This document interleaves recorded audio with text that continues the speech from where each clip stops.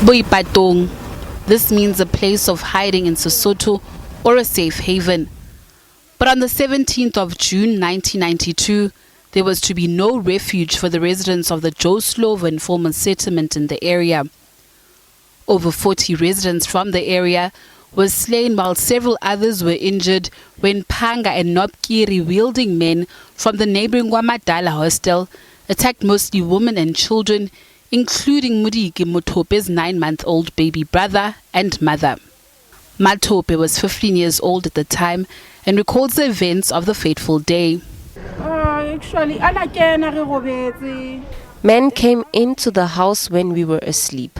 They started attacking us and they killed my mother and my 9-month-old brother. They also injured many others. But after 28 years, government still has done nothing for us. The massacre, just 2 years after the release of Nelson Mandela, threatened to derail the CODESA negotiations. Then Apartheid-era President F.W. de Klerk, who was accused of having a hand in the massacre, visited the community in what residents called a show of sympathy for the victims, but was chased away. Yeah, when de Klerk was here, people were very angry. He was also chased away there at the corner, same street. The same street the IFP used to attack and to enter our locations. Days later, the ANC held an emergency high-level meeting where they threatened to withdraw from the negotiations, blaming the apartheid regime for being covertly behind the attacks. De Klerk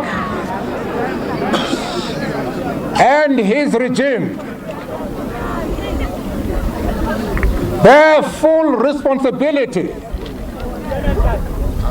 for the violence in the country and in these townships in particular. A year later, members of the IFP were arrested and convicted for their involvement in the fateful massacre. Years later, the party remains adamant that they were not responsible for the attacks. It was not an orchestrated attack and was never ordered by the leadership of Inkatha.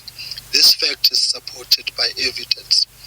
It has never been found in any court of law, in any inquiry, or even through the TRC, that Prince Mangobisi Tubuthelezi personally or the IFP was responsible for murders, death squads, or brutality.